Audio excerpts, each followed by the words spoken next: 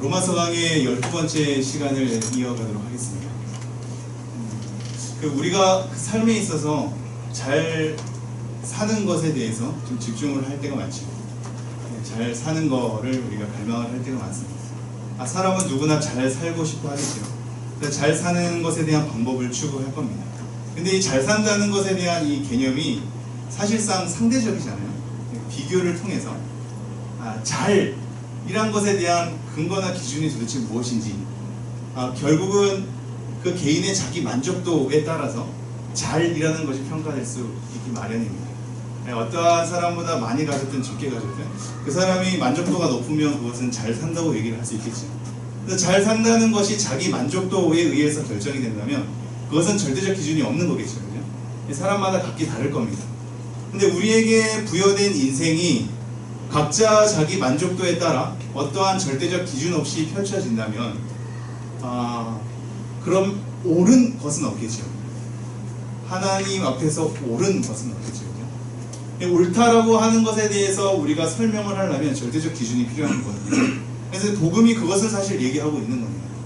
우리가 복음을 살펴보고 있고 그 복음을 통해서 하나님의 의를 살펴보고 있고 그 하나님의 의가 드러난 걸 통해서 하나님의 진노를 살펴보고 있거든요. 하나님께서 우리의 인생을 평가하기를 잘 살아야 하는데 그 잘 산다는 게 이제 웰빙이 아니라 옳은 것인 거죠. 하나님 앞에서 잘 산다라는 것에 대한 평가가 있다. 평가가 있다는 건 하나님만의 기준이 있다. 모든 인생에게 삶이 부여됐을 때 그 옳음에 따라 잘 산다고 평가될 수 있는 하나의 근간이 있다. 각자의 개인적 만족도에 따라 상대적인 평가를 통하여서 스스로 만족을 취하는 것이 아니라 모든 인생에게 그것이 옳게 살았는지에 대한 평가가 있다 이거죠. 그 옳음이 복음을 통해서 드러나고 있고 그래서 하나님의 의가 나타나지고 있다고 하는 거죠. 그리고 그 하나님의 의를 우리가 살펴보니까 하나님의 진노를 피할 수가 없는 겁니다. 하나님의 진노는 결국 하나님의 의 때문에 그것은 결국 복음 안에 다 담겨지는 거죠. 우리가 지금 이것을 로마서 강해를 통해서 계속 살펴보고 있는 상황 가운데 있어요. 그래서 하나님의 진노가 왜 타당한지 우리의 죄악들을 쭉 열거한 상태에서 율법의 패턴으로는 우리의 행위로는 우리가 받을 보응이 결국 하나님의 심판일 수밖에 없다.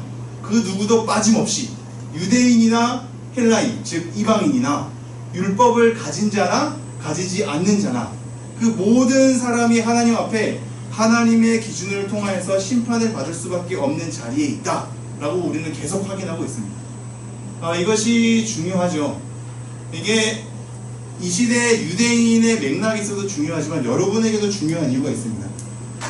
지금 우리는 계속 복음을 통한 하나님의 의를 가지고 복음에서 나타난 하나님의 의를 가지고 설명을 하고 있는데 하나님의 의가 우리에게 여겨진 바 된 의로 여기심, 이건 이따가 좀 살펴보긴 할 거예요. 의로 여기시는 것에 대한 이 근거가 뭐라 그랬죠? 하나님의 의가 우리에게 부여되어서 우리가 하나님께 의로 여겨지는 관계가 되는, 이거를 이제 우리가 예전에 수련회 때도 배웠죠. 칭의라고 하는데 이것에 대한 근거가 뭐죠? 칭의의 근거가 뭐예요? 네? 칭의의 근거가 뭡니까? 칭의의 근원은 뭐예요? 하나님의 은혜. 칭의의 근거는 뭡니까 그러면? 예수 그리스도. 칭의의 근거는 예수 그리스도. 그래서 우리가 세 가지를 살펴봤었잖아요. 뭘 살펴봤어요? 첫 번째, 그리스도의 속량. 두 번째가 그리스도가 화목제물 된 거. 자, 두 번째가 화목제물이고 세 번째가 뭐죠? 네, 의가 나타난다 그랬습니다. 의가 나타난다. 이것에 대한 예수님의 순종과 예수님의 율법의 완성이 우리가 의롭게 되는 근거라고 했습니다. 이것이 너무 중요해요. 그래서 로마서에서는 이것이 왜 근거가 되는지를 계속 설명을 하고 있는데 이 설명하는 근거는 나중에 5장부터 더 세밀하게 다뤄요. 오늘 보게 되는 4장은 하나를 강조를 하고 있는데 3장에서 4장이 다 강조를 하고 있는 바가 뭐냐면 근원은 하나님의 은혜인 걸 잠시 설명하고 근거는 예수 그리스도임을 잠시 설명하고 이 칭의 의롭다 여기시는 것을 받는 수단은 뭐예요? 믿음. 수단은 믿음. 이것을 먼저 강조하고 있어요. 3장 4장에서 이것을 먼저 강조를 하고 있는 다음 그러니까 계속 믿음으로 말미암아 라고 얘기하는 거예요. 믿음으로 말미암아. 자, 그래서 오늘 이 믿음과 율법이라는 것 아니면 할례라는 것 아니면 행위라는 것을 싸그리 몽땅 하나로 묶고 나서 믿음과 대조를 한 상태에서 우리가 살펴볼 겁니다. 근데 결국 믿음으로 말미암아 의롭다 여김을 받는다, 즉 칭의의 수단은 믿음이다 라는 것을 강조하는 것이 3장 4장의 패턴인 거거든요. 우리가 이것이 왜 자꾸 강조돼야 하냐면 우리의 기독교 신앙은 믿음을 강조하는 부분이 많다 이거죠. 그래서 믿음을 강조하다 보니까 의롭다 여기시는 것에 대한 근거가 믿음인 줄 알아. 이해가 됩니까? 나는 예수를 믿고 구원받는다.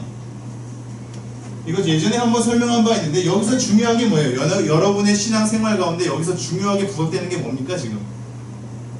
뭐죠? 구원받는다. 이것도 많이 강조되고. 그래서 너가 구원을 받았냐 안 받았냐, 구원이 뭔지에 대한 설명도 사실 잘 모를 뿐더러 이 구원을 굉장히 1차적으로 천국과 지옥, 사후세계 정도, 사후세계 때 천국으로 가는 것 정도, 심판에서 벗어나는 것 정도로 구원을 이해하는 한에서 구원을 받았다라는 것에 대한 자기 확신이 들어차 있죠. 그래서 너 구원 받았어? 확신해? 라는 것으로 계속 강조하면서 우리가 뭔가 하나님 앞에 어떠한 확인을 받을 것에 대한 삶의 자리가 있어야만 돼. 그러니까 자꾸 간증을 시키죠. 내 삶의 복음이 어떻게 경험되는지에 대한 자기 느낌과 감각을 자꾸 설명하면서 아, 쟤는 정말로 구원받은 게 맞구나를 확인하고 싶은 거야. 우리 안에서 하나님의 일하심이 어떻게 일어나는지를 자꾸 확인하는 걸 우리의 삶의 경험을 통해서 확인하고 싶어 하는 거예요. 구원받았음이 강조되기도 합니다. 또 뭐가 강조가 될까요? 믿음이 자꾸 강조되자는 거죠. 구원을 설명하자니 믿음이랑 연관 지을 수밖에 없어서 너가 믿느냐 안 믿느냐로 가는 거죠. 여러분, 우리 청년부가 믿음이 있냐 없냐로 칼같이 가면 어떻게 될까요? 없어요. 견고하게 잘 갈 겁니다. 없기는 원래 없었죠. 아, 근데 그쵸, 어렵죠. 여기는 믿음이 없는 청년들도 좀 있으니까요. 다른 교회에 비해서 믿음이 없는, 아니면 자기 믿음을 헷갈려하는, 아니면 자기 믿음에 대한 확신이 없는 청년들이 좀 더 많긴 하죠. 그래서 이렇게 말씀을 다루는 것도 많이 어려워하고 힘들어하긴 합니다만 그래도 계속 가고 있는 중이긴 하죠. 이 믿음이 계속 강조되고 있는데 사실상 믿음의 자리와 구원의 자리는 나라는 사람의 자리를 통해서 자꾸 확인하게 되는데, 나는 예수를 믿고 구원을 받는다 해서 중요한 건 예수입니다. 내가 믿는 믿음에 대한 감각, 내가 구원을 받았다는 것에 대한 확신보다도 더 중요한 건 예수예요. 예수가 의롭다 여기심을 받는 것에 대한 유일한 근거가 되는데 믿음이 뭔가 근거인 것 같은 거야. 그러니까 내가 믿음이라는 것이 없으면, 혹은 내가 믿음이라는 것이 있으면 내 삶에 무언가가 다른 식으로 자꾸 생각이 되죠. 이것이 나중에 플러스 알파가 돼서 어떻게 되냐면 이런 겁니다. 예수님이 우리를 구원시키는 거고, 예수 그리스도를 통해서 우리가 죄의 자리에서 또한 심판의 자리에서 하나님 앞에 구원받는 자리로 옮겨지는 것인데, 우리의 믿음이 예수라는 것에 이루어 놓은 행위와 내용보다 더 우선시되고 강조가 되면서 내가 가지고 있는 믿음에 대한 감각이 자꾸 일깨워지거든요. 이렇게 돼버리면 이런 식으로 가죠. 중요한 내용이긴 한데, 지금 구원도 강조되고 믿음도 강조되는 건 중요한 거예요. 제가 중요하지 않다는 것이 아니라 여기보다 더 중요한 건 우선 내용입니다. 기독교 본질의 가장 중요한 것은 우리가 아니에요. 하나님이잖아요. 그죠? 성경이 강조하는 바는 하나님을 믿은 성경의 인물들이 어떻게 되느냐가 아니에요. 그 인물을 하나님께서 어떻게 만들어 가시는가가 중요한 거죠. 하나님의 일하심이 중요한 거예요. 하나님이 제일 중요하죠. 예수 그리스도가 제일 중요해요. 그리고 믿음과 구원의 자리도 다 중요하긴 합니다. 근데 이것이 우선순위가 자꾸 바뀌는 거죠. 믿고 구원받는 것이 자꾸 강조가 되면서 예수에 대한 내용은 어렵고 힘들고 이해하기 싫은 하나의 이 자리로 내팽개치고 우리의 믿음을 가서 확인하면서 그렇다면 내 믿음이 진정한 믿음인가로 가요. 그죠? 진정한 믿음인가로 가는 것에 대한 확인을 또 어떻게 합니까, 여러분이? 여러분이 가진 믿음은 진정한 믿음이에요? 다영이가 가진 믿음은 진정한 믿음이야? 진정한 믿음 아니야? 맨날 웃지만 말고 가장 지혜로운 대답이 그냥 웃는 것일 수는 있는데, 혜린이가 가진 믿음은 진정한 믿음이야? 말하기가 부끄러워요? 지가 가진 믿음은 진정한 믿음일까요? 아멘이라고 해. 이때 아멘이라고 자, 잘 봐요. 진정한 믿음이라고 하는 것에 대한 이 맥락과 강조점은 우리에게 중요합니다. 우리가 자꾸 알아가야 될 내용이긴 해요. 근데 이러한 진정한 믿음에 대해서 자꾸 알아가려다 보니 진정한 믿음이라고 할 때는 결국 행함이라는 것에 대한 요소 또는 삶에 대한 요소와 떨어질 수 없게 돼 있거든. 너가 입으로 말로만 고백하고 너가 생각하고 받아들이는 내용이 너 안에 있지만 그것이 너의 삶에 나오느냐, 삶의 자리에 너의 믿음을 증명할 방법이 있느냐, 너에 대한 행함이 하나님 앞에 순종으로서 가득하느냐, 하나님의 말씀에 대한 율법의 요구를 온전히 이루고 있느냐에 따라 내 진정한 믿음이 판가름이 되는 분위기 속으로 가거든요. 그럼 이렇게 되면 어떻게 돼요? 지금 이렇게 되면 이게 이 진정한 믿음을 판가름하는 것은 되게 중요한 맥락인데, 지금 이렇게 되면 어떻게 되죠? 다시 돌아가요. 그럼 예수 그리스도가 우리를 의롭게 만든 것에 대한 근거가 무색해지는 거야. 플러스 알파가 필요한 거예요. 이렇게 가는 겁니다.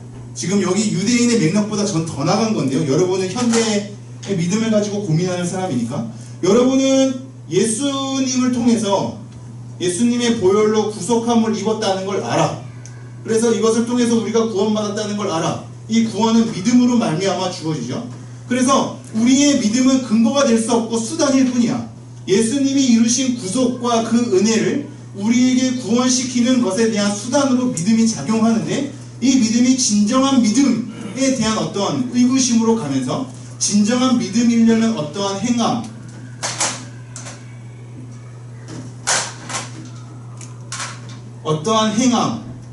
잘 나오네. 삶과 분리될 수 없거든. 그럼 내가 진정한 믿음을 가져야 구원을 받는 거다라는 생각 속에 행함과 삶에 대한 끊임없는 추구가 있으면서 결국은 예수님이 우리를 의롭게 만드신 것이 아니라 믿음이라는 건 알긴 알지만 이 믿음을 진정하게 만든 행함, 그래서 플러스 알파, 이것이 필요하다라는 것으로 가죠. 그러니 이렇게 되는 겁니다. 예수님을 믿고 나서 구원을 받았음에도 불구하고 내 믿음이 부족한 믿음이기 때문에 무언가를 하지 않으면 또는 무언가를 해야만 예수님이 이루신 구속이 끝까지 우리를 이끌고 간다고 생각하는 거예요. 따라옵니까?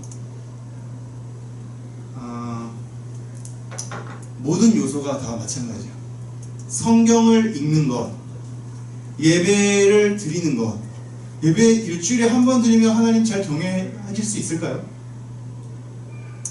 그죠? 일주일에 한 번으로 하나님을 경외할 수 있을까? 목사님, 공적으로 예배에 참여하는 것만으로 우리의 신앙을 판가름하지 마십시오. 멋있지 않습니까? 그죠? 목사님 눈에 보이는 삶이 우리의 다가 아닙니다. 목사님이 안 보는 곳에서 우리는 얼마든지 경건하게 할 수 있습니다. 그래, 그렇구나. 우리 매일 누가복음 읽고 있는데 성경 한 장이라도 읽니? 요즘에 2-3명 다시 읽던데. 목사님, 성경이 다가 아닙니다. 그 전체들 너희 믿음을 뭘로 보일래? 계속 파고 들어가면 바닥을 치거든요. 그죠? 그러면 새벽 예배, 기도 강조가 되고, 말씀 강조가 되고, 전도 강조가 되고, 봉사 강조가 되고, 구제하는 거 강조가 되죠. 도대체 어디까지 해야 여러분의 만족도에 이를 겁니까? 어디까지 해야 진정한 믿음일까요?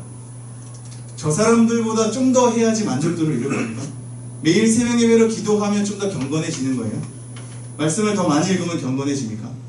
그 행위가 우리의 진정한 믿음으로 우리를 이끌게 되는 겁니까? 자꾸 그런 식으로 하니까 예수님의 구속이 이루신 칭의에 대한 건 뭔가 우리는 한편으로는 그것을 동의하면서도 한편으로는 불안한 거야. 내가 뭔가를 이룬 것이 아니거든요. 내가 뭔가를 한 것이 아닌 것처럼 받아지는 이 은혜가 우리에게 익숙하지 않은 거야.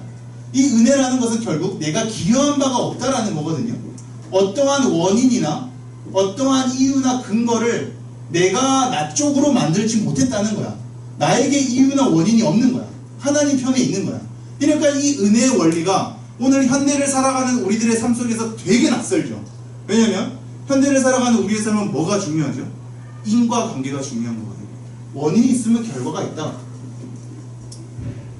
너가 어떠한 일에 대한 삶이 부어졌어. 그것은 너가 이렇게 했기 때문이야. 저 사람은 왜 리더가 되었을까요? 아, 리더를 갖추는 어떠한 조건이 있었어. 저 사람은 왜 실패했을까요? 아, 저 사람이 이렇게 했어야 되는데 이렇게 했기 때문이야. 이것은 우리가 굉장히 이해할 수 있는 논리죠. 무언가를 했기 때문에 그러한 결과를 받는 거야. 공평하죠. 어떠한 원인이 있어서 결과를 받는 것이 공평하고, 이 공평함 때문에 우리는 이해를 갖게 되죠. 이 패턴 속에 모든 사회가 돌아가니까 은혜의 원리와 논리가 우리 안에 이해가 될 수 없는 거예요. 그러니까 뭔가 이 은혜의 자리에 우리가 만족할 만한, 내가 납득할 만한, 내가 이해가 될 만한 어떠한 요소가 들어가게 되는 거야. 그러니까 계속 회개하라 그러죠. 야, 너 좀 더 회개해, 좀 더 회개해. 너 그렇게 회개하지 않으면 너가 믿었다고 하지만 너는 결국 구원의 자리에 있지 못할 거야. 전도해. 전도를 하지 않고서 어떻게 너의 믿음이 진정한 믿음이라고 할 수 있어? 전도 강조돼. 말씀 읽어. 너가 하나님 말씀 안 읽으면서 어떻게 하나님을 믿는다고 할 수 있니? 내가 진짜 여러분에게 막 강조하고 싶은 말씀. 어떻게 하나님 말씀을 하루에 한 장도 안 읽으면서 믿음 있다고 할 수 있니? 강조하고 막 여러분 채찍질하고 막 그러고 싶어.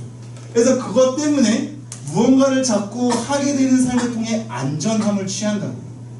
이 안전함을 취한다는 것은 결국 뭐냐면 예수 그리스도가 이루신 은혜의 원리에 따라 우리를 의롭다고 여기신 것에 대해서 내 스스로가 만족도를 취하지 못하는 거야.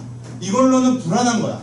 이 의롭다고 여기신 나에 대해서 뭔가 내가 진정한 믿음인가에 대한 부끄러움을 통해서 플러스 알파가 필요한 거야.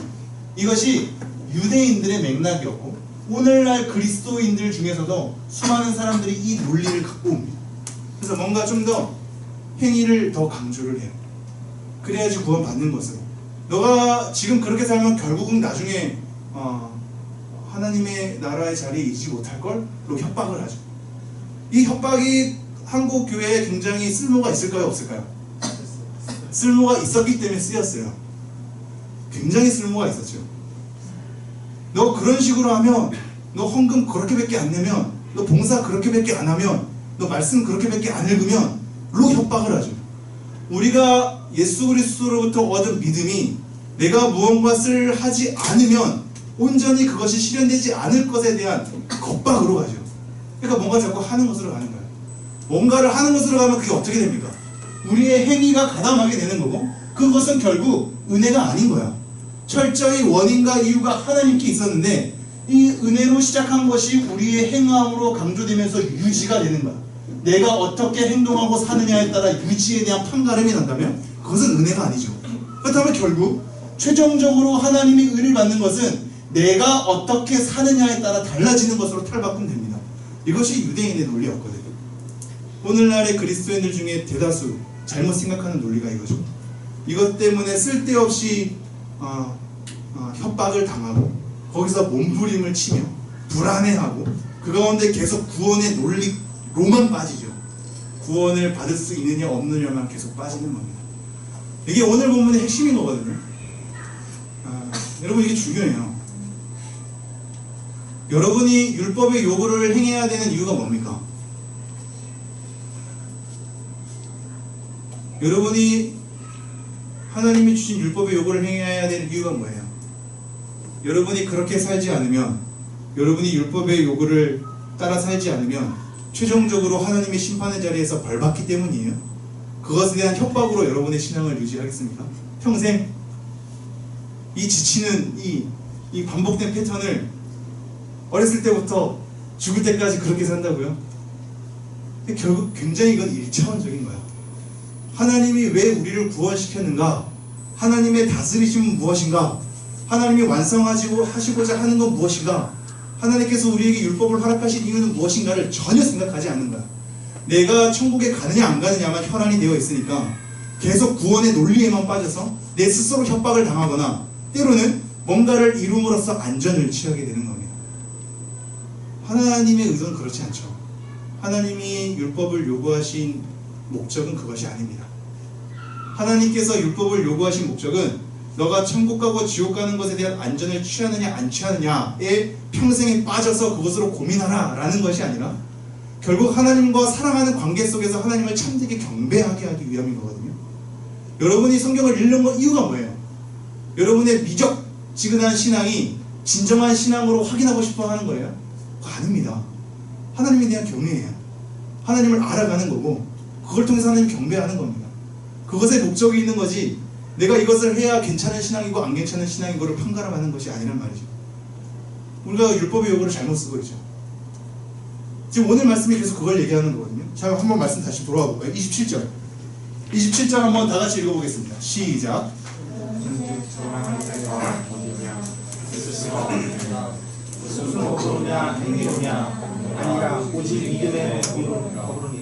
제가 한 절 한 절 원래 다 설명하지만 물론 오늘도 약간 그렇긴 하겠지만 좀 더 빨리, 왜냐하면 핵심의 내용을 제가 지금 다 전달했거든요. 이 논리를 기억하면서 이 내용을 따라가 보시죠. 자, 그런즉 자랑할 데가 어디 있냐? 있을 수가 없느니라. 무슨 법으로냐? 행위로냐? 아니라 오직 믿음의 법. 이 자랑할 데가 없다 그러죠. 왜 자랑할 데가 없습니까? 예수님의 구속만이, 예수님의 화목제물 대신만이, 예수님을 통하여서 의가 나타난 것만이 우리의 칭의의 근거가 될 수 있기 때문에 어떠한 우리 행위도 가담할 수 없거든요. 우리 스스로 그것에 어떠한 기여도 할 수 없는 겁니다. 내가 뭔가 잘 사는 것으로, 내가 뭔가 진정한 믿음에 대한 확신이 있는 것으로 나라는 사람의 삶이 예수님이 이루신 것에 대한 어떠한 것도 기여할 수가 없는 겁니다. 그러니 자랑할 게 없죠. 우리가 한 게 없거든요. 그런즉 자랑할 데가 어디 있느냐? 있을 수가 없다. 무슨 법으로냐 행위로냐? 아니다. 믿음이다. 행위가 아니라 믿음이다 라고 얘기하죠. 그러면서 28절 이렇게 얘기합니다. 그러므로 사람이 의롭다 하심을 얻는 것은 율법의 행위에 있지 않고 믿음으로 되는 줄 우리가 인정하노라. 의롭다 하심을 얻는 것, 율법의 행위에 있지 않다. 그러니까 이것도 이렇게 가야 됩니다, 여러분. 내가 뭔가 멋진 율법의 행위를 이뤄야지만 그리스도인이다. 결국 칭의를 받는다. 저 사람이 이러한 율법의 행위를 잘 가담하고 있지 않으니 그리스도인이 아니다. 칭의가 그 사람에게 없다. 그래서 나라는 사람도 구원받았다고 감히 함부로 확신할 수 없는 건 율법의 행위를 가져다주는 괜찮은 믿음을 가지지 않았기 때문에 나는 구원의 확신을 할 수 없다 라는 이 순환 논리에 계속 빠진다면 여러분은 복음을 모르는 겁니다. 나는 괜찮은 삶을 사느냐는 칭의에 대한 강조점에서 나오는 게 아니야. 하나님을 섬기고자 하는 나의 일상 속에서 나오는 반성이 되어야지 그것이 칭의의 근간이 될 수 없어요. 뭔 소리야 하시겠지만 계속 따라와 보시죠. 그러므로 사람의 의롭다 하심을 얻는 것은 율법의 행위에 있지 않고 믿음으로 되는 줄 우리가 인정하노라. 논리적 결론입니다. 인정한다는 건 논리적 결론이에요. 결국 내가 다 헤아려 보니 의롭다 하심은 율법의 행위가 아니라 믿음이구나. 자, 29절 다시 한번 읽죠. 시작. 하나님은 다만 유대인의 하나님이시냐 또한 이방인의 하나님은 아니시냐 진실로 이방인의 하나님도 되시느니라. 이게 지금 27절부터 세 가지 질문으로 되어 있거든요. 첫 번째 질문이 27절이었어요. 자랑할 데가 어디 있느냐? 라는 질문으로 가죠. 두 번째 질문은 이겁니다. 하나님은 다만 유대인의 하나님이시냐 또한 이방인의 하나님은 아니시냐? 대답은 진실로 이방인의 하나님도 되시니라. 왜냐하면 이유를 30절에 들고 있죠. 할례자도 믿음으로 말미암아 또한 무할례자도 믿음으로 말미암아 의롭다 하실 하나님은 한 분이시기 때문이다. 그거 하는 겁니다. 유대인이나 이방인의 하나님이 다 되시는 것이 결국 믿음을 통하여서 하나님과의 올바른 관계 속에 들어갔기 때문이야. 율법으로 들어간 것이 아니야. 그렇다면 유대인의 하나님이 되겠죠. 이방인의 율법을 모르니까, 율법을 갖지 않았으니까. 그런데 율법을 넘어서서 믿음으로 말미암아 하나님과의 관계가 이루어진다면 유대인이나 이방인이나 다 초청받을 수 있는 거죠. 할례자도 믿음으로 말미암아 또한 무할례자도 믿음으로 말미암아 의롭다 하실 하나님은 한 분이시니라. 자, 31절 읽겠습니다. 시작. 그런즉 우리가 믿음으로 말미암아 율법을 파괴하느냐? 그럴 수 없느니라. 도리어 율법을 굳게 세우느니라. 이것 때문에 4장의 내용이 나오는 건데요. 마지막 세 번째 질문입니다. 우리가 믿음으로 말미암아 율법을 파기하느냐? 자, 이 내용은 굉장히 신중하게 나온 거예요. 제가 지금 이 로마서 강의 논리에 따라 믿음과 율법을 대조하고 있죠. 칭의라는 것을 목적으로 율법의 행위로는 어떠한 것도 의롭다 여기심을 받을 수 없는 거예요. 오직 믿음으로 말미암아 의롭다 여김을 받는데요. 믿음으로 말미암아 의롭다 여김을 받을 때는 지금 이 칭의에 대한 하나의 수단을 지금 강조하고 있는 맥락에서 계속 얘기하고 있다는 것으로 생각해야 됩니다. 나중에 이 수단은 믿음이고 칭의를 가져오는 이 근간은 뭐라고요? 근거는 예수 그리스도. 이 예수 그리스도에서는 이따가 5장 6장부터 세밀하게 밝힌다고요. 지금은 믿음으로 말미암아 의롭다 여김을 받는다. 왜 이것이 강조되냐면 율법의 행위에 따라 의롭다 여김을 받는 것에 대한 맥락이 있었기 때문에 이것부터 고치는 겁니다. 근간은 예수 그리스도나 지금 수단부터 내가 얘기하겠다. 율법의 행위로 말미암아 칭의를 이루는 것이 아니야. 오직 믿음으로 말미암아 칭의를 이루는 것이야 라고 얘기하는 거죠. 이렇게 대조되다 보니까 어떠한 착각을 일으킬 수 있냐면 그럼 율법은 뭔가 나쁜 것, 그죠? 율법은 안 좋은 것, 율법은 아무것도 아닌 것처럼 비춰지지 않습니까? 믿음과 율법에 대해. 그래서 어떤 분들은 이렇게 얘기하기도 해요. 구약은 율법이고 신약은 복음이다. 구약과 신약이 율법과 복음으로 대조되어 있지 않아요. 복음은 사실상 구약에서부터 계속 흘러나오고 있었고 율법은 복음과 뗄 수 없는 관계 속에서 계속 설명되고 있어요. 그것을 오늘 우리가 아브라함을 예시로 볼 거거든요. 제목이 뭐예요? 제목 봐봐요. 제목이 정말로 신세대 나온, 신세대라는 용어 자체가 굉장히 구세대적인 아, 내가 신세대라는 단어를 쓰다니 주여. 피처링을 아브라함으로 한 거야.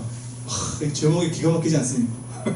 이 아브라함을 왜 구체적인 예로 드는지 이따가 조금 짤막하게 살펴보죠. 다시 한번 돌아와서 뭐라고 세 번째 질문을 하냐면 우리가 믿음으로 말미암아 율법을 파기하느냐, 율법이 계속 뭔가 나쁜 것으로 안 좋은 것으로 칭의를 이루지 못하는 것에 대한 강조점 아래에서 필요 없는 것으로 자꾸 언급이 되는 것 같으니 믿음이 율법의 대안으로 나타나면서 율법의 자리를 박차고 들어오는 것 같은 느낌이에요. 지금 제 설명을 따라오시죠. 그동안에 율법의 자리가 있었어. 근데 율법의 자리가 뭔가 시원치 않은 거야. 그러니까 이거 뻥 걷어차는 거야. 이 율법의 자리에 쫙 믿음이 비집고 들어오는 거죠. 그래서 율법에 대한 어떤 대안으로 믿음을 제시하는 것 같이 대조되어 있는 것으로 우리는 느껴집니다. 근데 그렇지 않다는 걸 얘기하는 거야. 제가 이 31절 그런즉 우리가 믿음으로 말미암아 율법을 파기하느냐, 믿음이 와가지고 율법을 뻥 걷어차버리느냐, 아무것도 아닌 것으로 내팽개치게 하느냐, 그럴 수 없느니라. 도리어 뭐라고 얘기하고 있다고요? 율법을 굳게 세우느니라. 율법을 굳게 세우느니라. 믿음과 율법의 온전한 관계를 얘기를 하고 있어요. 그래서 제가 아까 그래서 얘기한 거죠. 우리의 믿음이 강조되는, 이 믿음의 진정한 믿음이라고 알려면 삶이 강조되는 부분, 우리의 행위가 강조되는 부분은 칭의의 자리에 대한 근거로서 작용하는 것이 아니라 이미 칭의를 받은 자가 하나님과의 관계 속에서 내가 하나님을 위해서 어떠한 삶을 살아야 합니까에 대한 반성 속에 나오는 거예요. 이게 너무 중요해. 이게 너무 중요해. 이거 수련회 때 우리가 사실 다 정리했던 거야. 믿음, 칭의, 성화 할 때 다 정리를 했던 거예요. 이 자리가 뒤바뀌니까 우리의 이 구원이 헷갈리는 겁니다.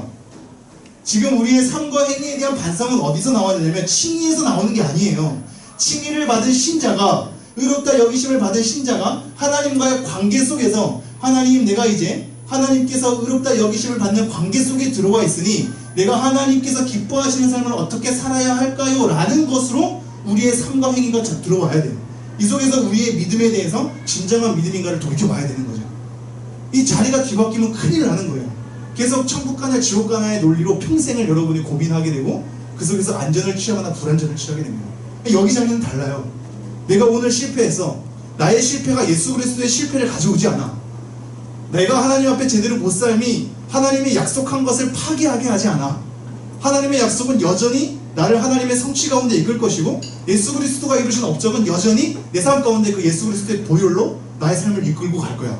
그런데 난 실패했네? 이것은 이 실패 때문에 예수님의 보혈이 파기되는 것이 아니라 내가 이러한 구원의 은혜를 입었음에도 불구하고 하나님과의 관계 속에서 이루지 못하고 있으니 너무나 죄송하다. 하나님 앞에 제대로 살아야지 라는 것에 대한 새로운 각오로 다지는 거예요. 이해가 됩니까? 이해가 되어야 합니다. 이 귀중한 내용을 이해가 돼야 합니다. 그래서 믿음은 율법을 파괴하는 것이 아니라 율법을 새로 세운다고요.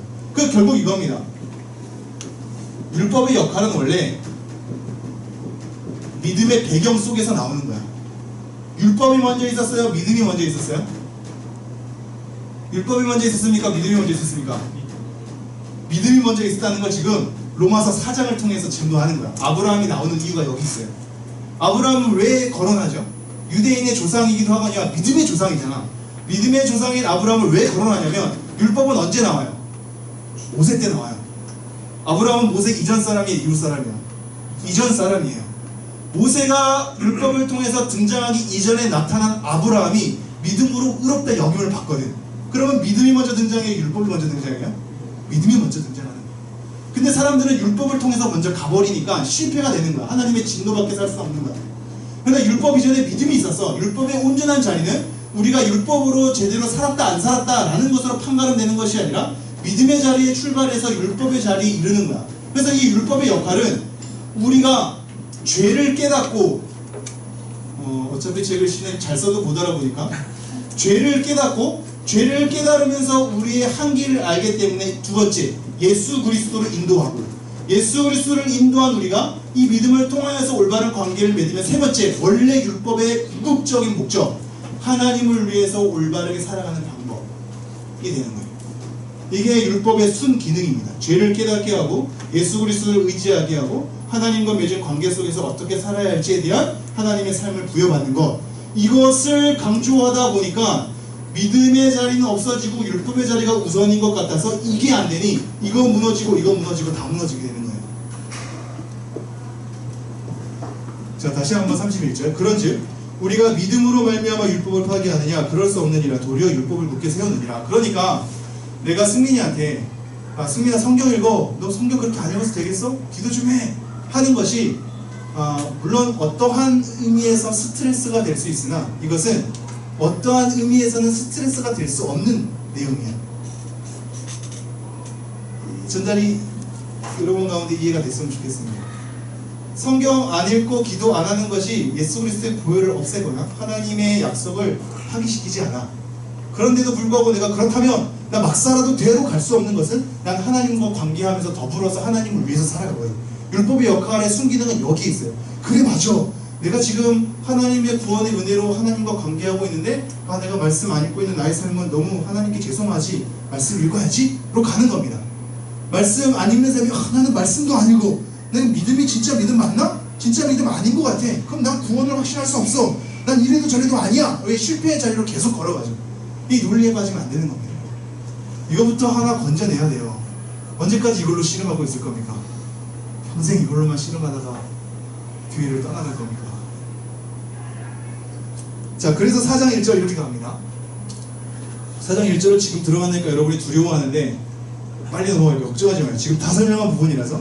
그런즉 육신으로 우리 조상인 아브라함이 무엇을 얻었다 하려. 자, 율법과 믿음의 관계 이 위치를 제대로 설명하기 위해서 아브라함을 끄집어내요. 아브라함이 무엇을 얻었다 하려. 자, 2절 만일 아브라함이 행위로서 의롭다 하심을 받았으면 자랑할 것이 있으려니와 하나님 앞에서는 없느니라. 아까 앞서서 첫 번째 질문이었죠. 그런즉 우리가 자랑할 때가 있느냐? 없느니라. 이것을 아브라함으로 재설명하고 있지. 아브라함이 행위로서 의롭다 하심을 받았으면 자랑할 것이 없다. 하나님 앞에서는 완전 없지. 자, 3절 그럼 성경이 무엇을 말하느냐? 여러분 이 패턴을 여러분 계속 강조해 주십시오. 지금 아브라함을 설명하면서 3절에서는 뭘 끄집어내고 있죠? 성경. 자, 여러분이 여러분에 대한 어떤 자리, 위치, 올바르게 살아야 할 것에 대한 근거를 설명하려면 뭘로 들어가야 돼요? 성경으로 들어가야 돼요. 자꾸 여러분의 삶의 간증, 경험, 느낌, 감각으로 가려니까 여러분이 살아내지 못한 것 때문에 설명할 게 없죠. 성경은 건조한 겁니까?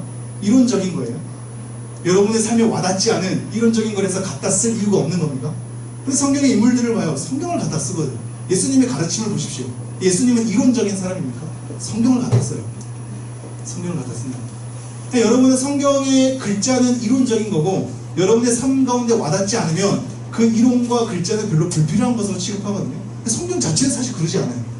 오히려 성경의 논리를 갖다 쓰죠. 성경이 무엇을 말하느냐? 아브라함이 하나님을 믿음에 그것이 그에게 의로 여겨진 바 되었느니라. 이게 창세기 15장 6절에 나오는 거거든요. 창세기 15장은 의미가 있어. 12장에 아브라함이 부르심을 받고 15장에 그 부르심의 걸음 가운데 하나님을 드디어 믿음에 그것을 의로 여기시는 것에 대한 얘기가 나오거든. 나중에 17장에 할례가 나와요. 그리고 22장에 이삭을 바치는 게 나와. 즉 할례를 행하는 행위와 이삭을 바치는 것에 대한 희생적인 어떤 하나님의 순종은 의로 여기심을 받는 이후에 펼쳐지는 삶이야.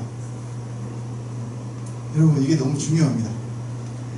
하나님을 믿음에 그것이 그에게 의로 여겨진 바 되었느니라. 그러면서 4절, 5절, 6절을 이렇게 얘기해요.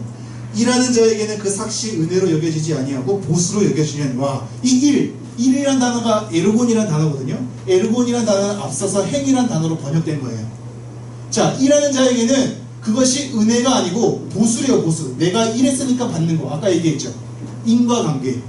내가 뭔가 해야지 만족을 누리고 뭔가 했기 때문에 기여한 바가 있기 때문에 그것을 받기에 마땅한 보수에 대한 논리로 가는 거야. 내가 어떤 것을 받는 거죠. 일한 대가를 받는 거야.